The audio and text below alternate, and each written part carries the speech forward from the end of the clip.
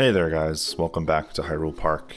This is episode 4 of the series where I am attempting to build a Legend of Zelda inspired theme park in Planet Coaster 2. In this episode we're going to be building the Temple of Time, which obviously is an iconic landmark in a lot of the Zelda games, or at least a few of them. This is going to be more of a reimagining of the Ocarina of Time version, as well as kind of like a combination of that and the Breath of the Wild version. So like Hyrule Castle a couple episodes back, this won't be my first attempt at building the Temple of Time. It was actually one of my first ideas I had when I first booted the game up, to theme a drop tower type ride inside of a Temple of Time themed structure, sort of a la Tower of Terror, which I admittedly have never gone on in real life because I'm terrified of heights. And I've just never built up the courage to do it. And again, like the first Hyrule Castle builds, I was proud of how it came out for where I was at in my understanding of the game that first go around with the Temple of Time build, but it wasn't an efficient build for one. I couldn't fit all of the pieces into a blueprint. This one I can, and it's actually currently up in the workshop if you want to check it out in your game. But also that version sort of just came across as like too boxy, not enough character. And with this one, I really wanted to just redo my attempt at this and wanted to go for a more like weathered look, So with this one, again, going for more of a mix of both the Ocarina of Time and Breath of the Wild versions. The first one was sort of a one-to-one of that Ocarina of Time version, but this just really aiming for a more engaging build, more detail, more efficiency for sure, and hopefully a more immersively themed flat ride.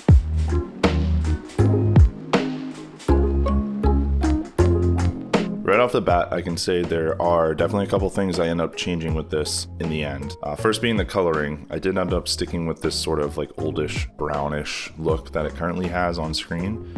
But I did go for a bit of a different shade that I think fit the lighting that I have currently with the layout of my park, and it just gave more of the vibe that I was looking for. The other being some of the pieces I used on the corner parts of the tower to create like a bit of depth and detail.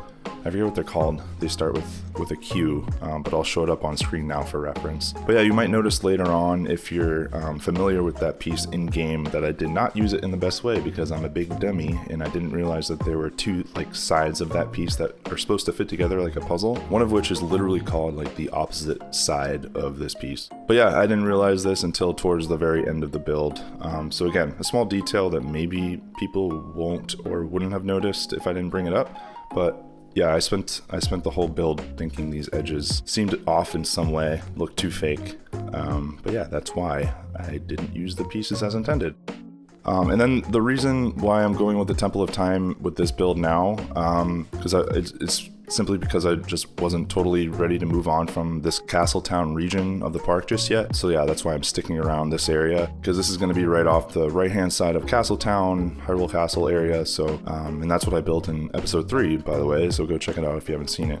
But yeah, I was feeling a bit overwhelmed this past week when I went in to build more, with the idea of like planning out an entire new land from scratch. And I didn't really have a good game plan yet for what I wanted to go with. So yeah, I felt like this Temple of Time, I've done it before. I have a good thought of how I want it to go and what I want it to be in my head. So it just felt more comfortable to go with that while I'm still kind of planning out the next region. And speaking of that next region, it won't be next episode because I think I'm going to have to split this into 2 because it ended up taking longer than I thought it would when I went to go cut up the footage. But yeah, that next region, so episode 6, I guess it'll end up being. I'm going to go with Goron City to start a new area in the park. And thanks to this commenter, by the way, on the last video, who gave me some inspiration for that next build. And again, like I mentioned last time, I really, really appreciate these types of comments. It means a lot to see, those viewers engaging with this series so far. So thanks, man. I appreciate it.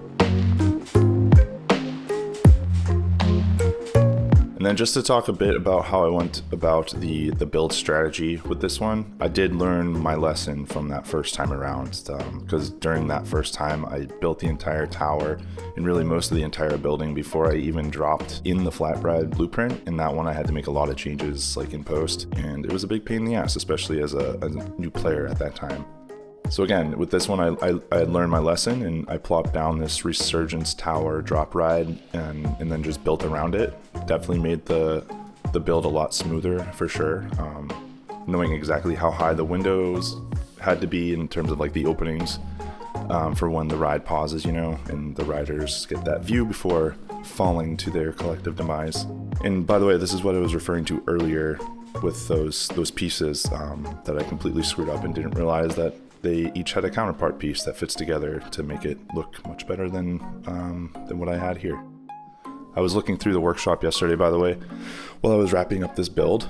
I was looking for stained glass blueprints to see if anyone had some up there that may fit in this building, which I did find a really good one, by the way, which you'll see at the end during the walkthrough in the next episode. But anyways, in that search, I noticed a lot of different like church-specific builds in there, and man, they're such like really great blueprints in the workshop. I always get a bit self-conscious when I go in there, honestly, because there are just so many creative builders sharing their work in there. Like, I think my builds are improving for sure, and I'm proud of a lot of them. But man, some of you guys in this game are just on a different level than the rest of us. And actually, speaking of those blueprints, if you're new to the game, something that I tried out a couple times way back in the beginning when I was first starting was going in there and grabbing a blueprint or two, and then putting it into a sandbox map, and then just taking the pieces apart, like ungrouping them, that way I can see how more experienced builders were going about grouping pieces. It can give you a good sense in how to be more efficient for one in that way. And then also just getting an idea of the different uses you can get out of the pieces in game, because, the library of pieces is just super overwhelming to have to comb through, especially at the beginning. Like as you build up the hours of gameplay, you kind of naturally get more of a feel for which pieces or themes can fit into what you're trying to do, and it's easier to navigate the workshop, or not the workshop, the library in that way. But yeah, in the meantime, I'd say just grab a blueprint or two from the workshop, one that you think kind of fits your build style and what you're going for your specific project, and deconstruct it and see how it was put together.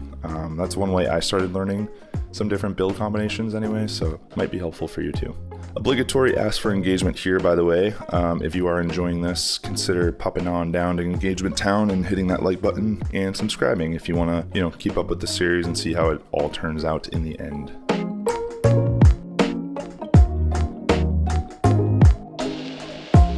One thing that stresses me out in this game actually are custom roof builds. But again, that strategy of deconstructing an already made blueprint that I was just talking about can be helpful, like finding different pieces that you can work with outside of the grid to orient an angle in a way that you want your roof. That helped me out a ton and got me a lot more comfortable in that process. But still, the whole process of custom roofs stressed me out, mostly because I know at the end I'm gonna have to try to figure out a way to cleanly angle some of the free form pieces to hide, like the holes that I create with the custom roofs, since the grid pieces in game obviously aren't going to fit with what I'm improvising with. They're very specifically made for the grid roofs that they are paired with. But yeah, I've started to worry a bit less about that, how if you're using any wall piece outside of the, plaster stucco pieces, the bricks or stones, they just do not line up if you try to angle them in a different way than like the grid piece forces you into it. Yeah, again, I start to worry a bit less about that, because honestly, when you zoom out, you're really not going to notice it too much if you do it carefully. And then if there is, for some reason, a big noticeable change in the brick stone layout, you can just cover it up with a decal or some vines or a window or something like that. So definitely ways around it.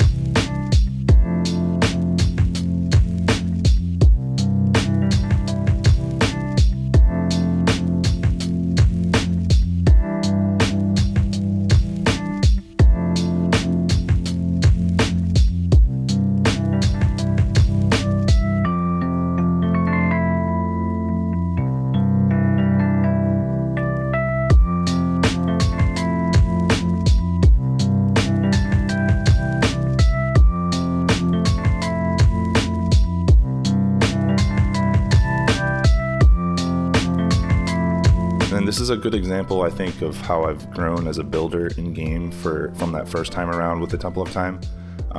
Like I keep saying, with this one I wanted to create more depth in the build, so I tried experimenting with pieces to create these like ridge designs down the towers. In the old build, I basically just left it as a straight rectangle all the way down. So yeah, it's a little touch, but I think it adds just a ton of character to the end result.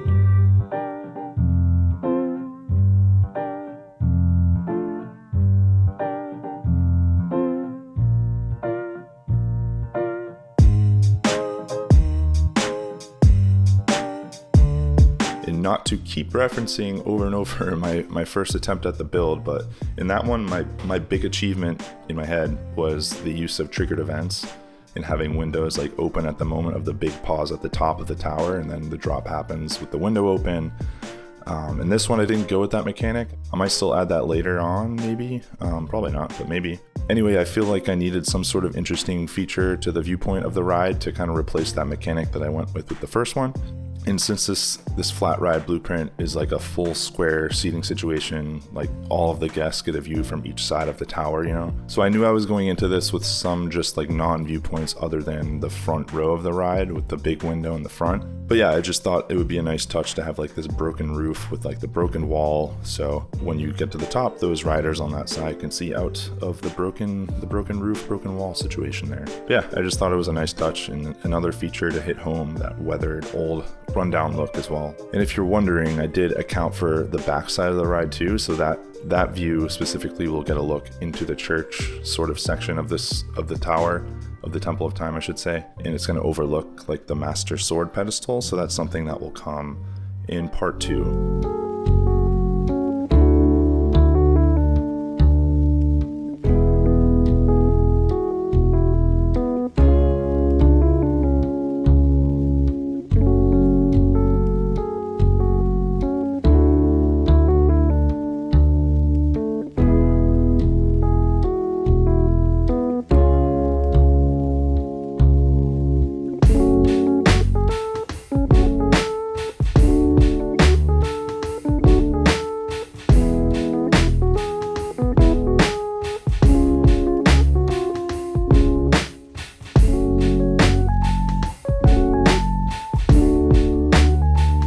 So this little element here is a specific call out to the Ocarina of Time version of the Temple of Time. Use it in my first one. Like I said, that one was a strict like 1-to-1 try to recreate Temple of Time from that game. But yeah, these reflective water surfaces, for some reason these are like the thing in my memory. My nostalgia hones in on any time I think of the Temple of Time in any context. I don't know why. the way my brain works. So I had to incorporate them in the outdoor theming section for that reason. At first, I was thinking I could just kind of copy over the one I did in the first go, but it just didn't match. It didn't look like it belonged. It was a different kind of surface material. So I just went with these pieces instead, where I used it up and down the tower itself in a couple spots. So obviously it's going to match in that way, match a lot better than what I had from that first go around. And then I actually end up using variations of the reflective water surfaces throughout like the queue line section too, so that worked out. I love when I can, build an element and then reuse it in other spots.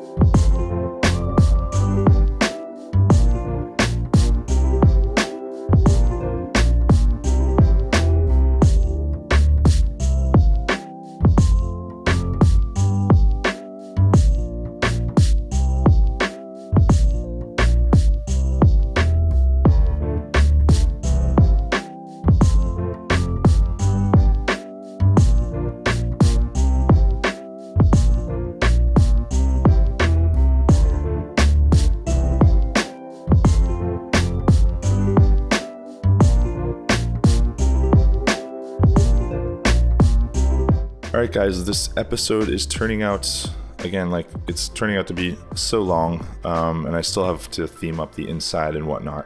So like I said earlier, I think we're going to split this one into 2 episodes, so no walkthrough just yet.